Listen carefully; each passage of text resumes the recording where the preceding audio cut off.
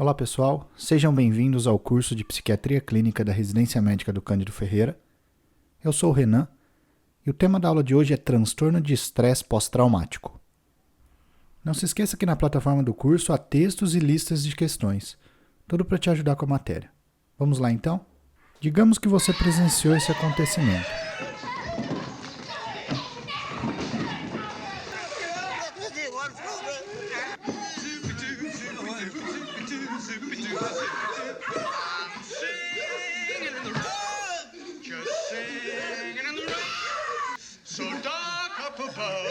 Bem traumatizante, não é? Mas o que isso tem a ver com a nossa aula?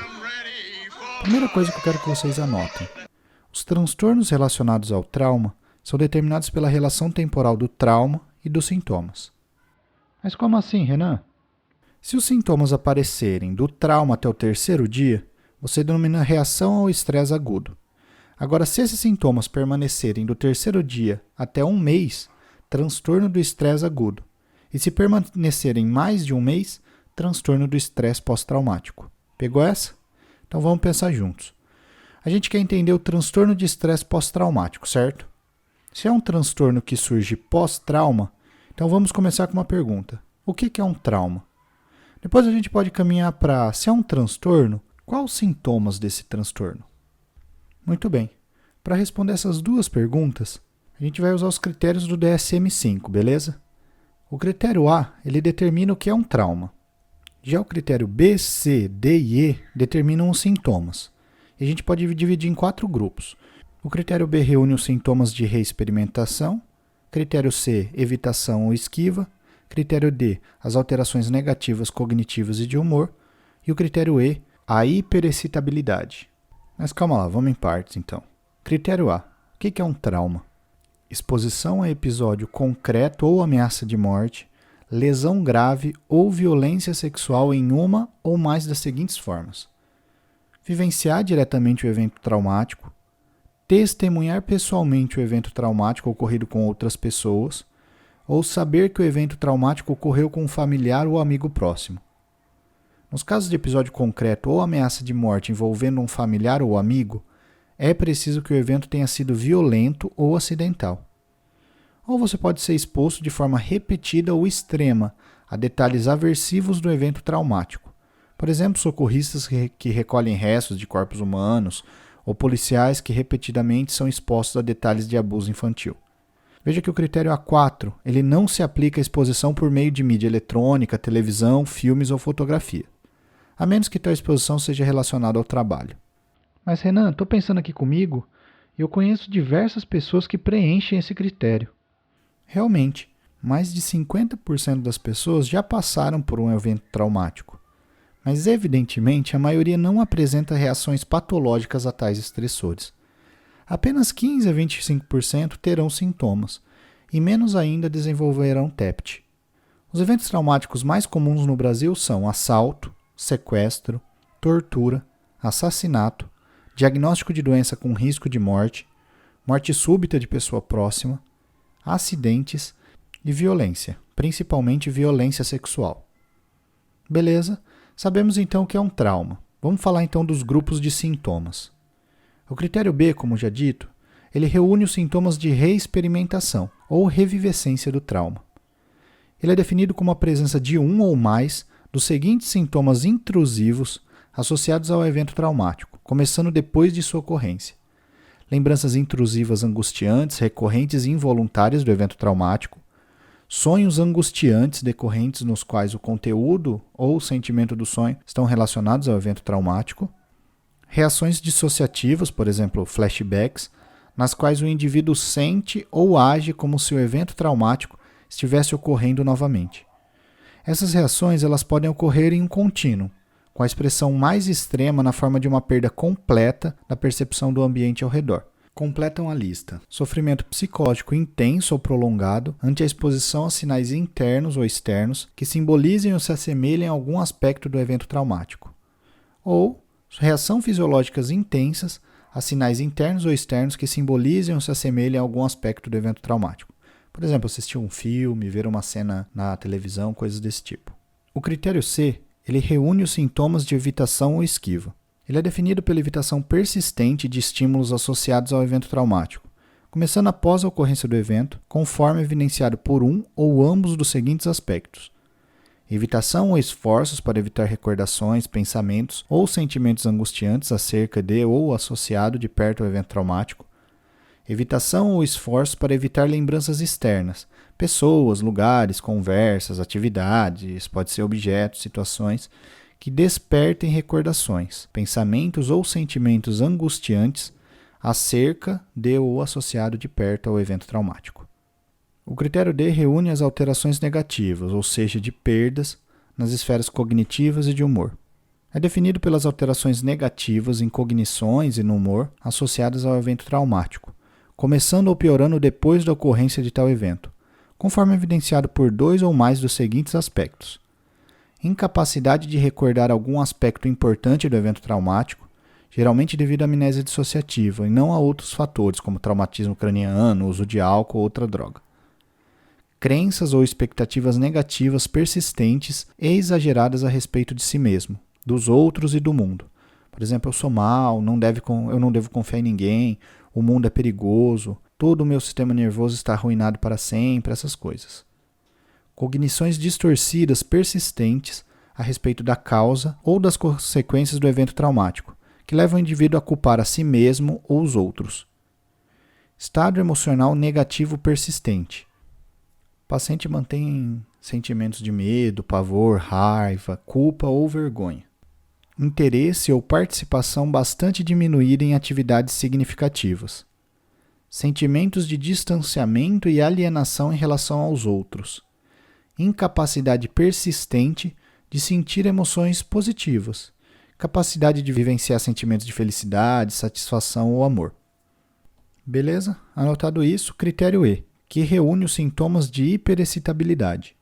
São alterações marcantes na excitação e na reatividade associadas ao evento traumático, começando ou piorando após o evento, conforme evidenciado por 2 ou mais dos seguintes aspectos: comportamento irritadiço e surtos de raiva com pouco ou nenhuma provocação, geralmente expressos sob a forma de agressão verbal ou física em relação a pessoa e objetos.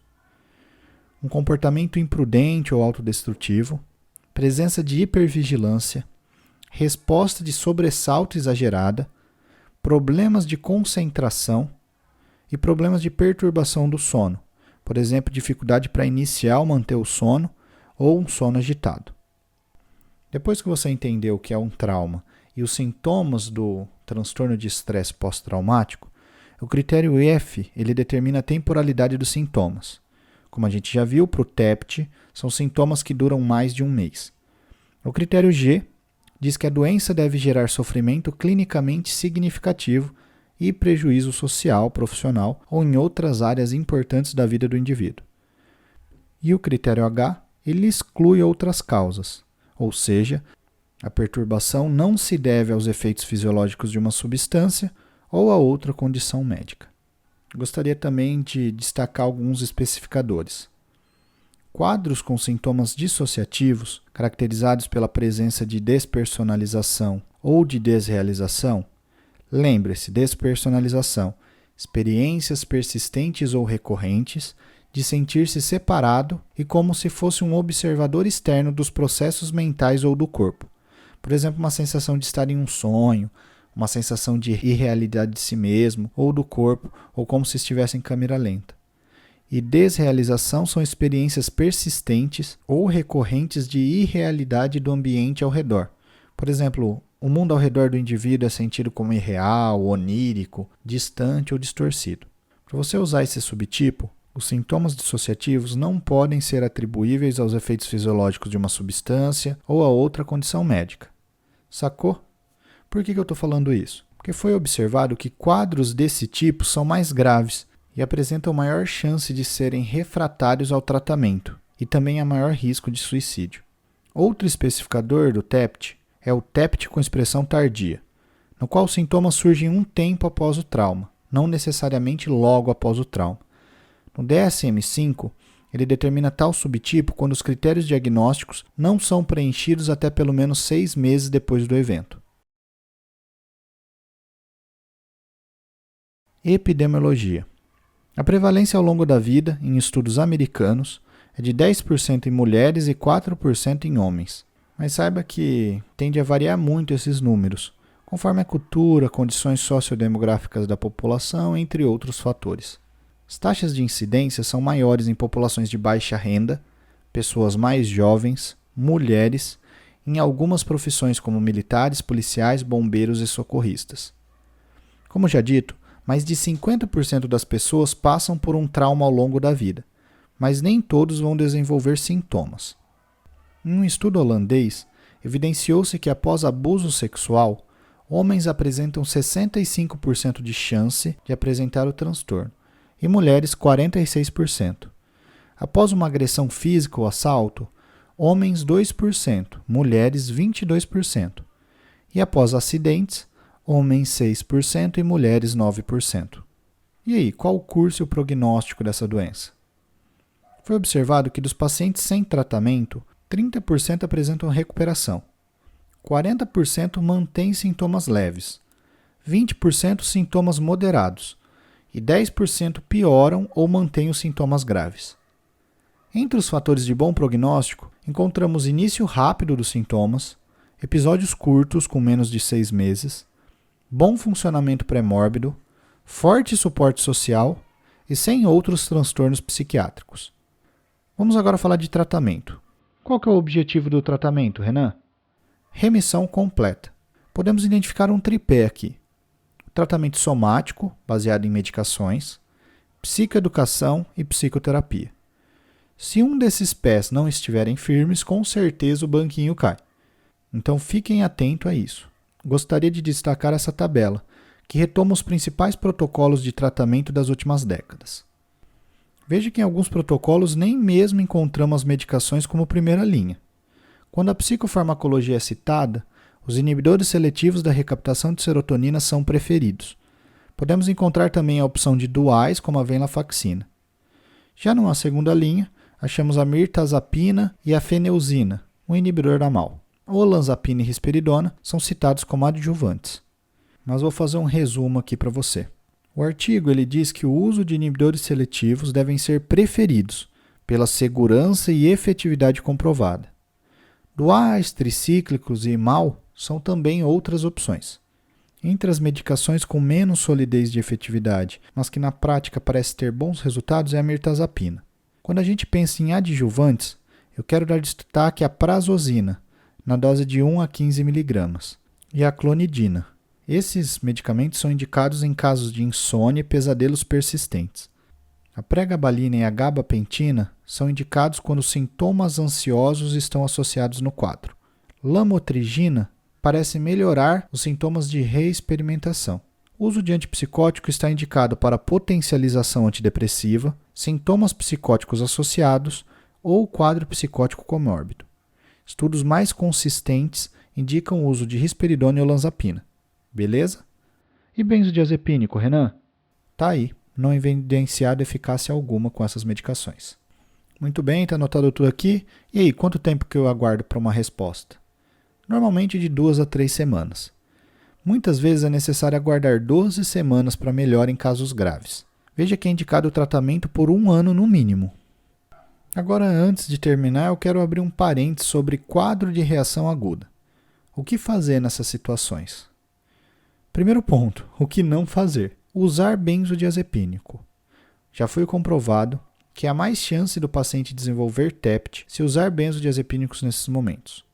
Outra coisa é não abordar o trauma, beleza? E agora o que fazer? É indicado o encorajamento de retornos a rotinas, é lógico de uma forma com bom senso, suporte social e reavaliar em 3 semanas. Beleza? Muito obrigado e boa psiquiatria para vocês.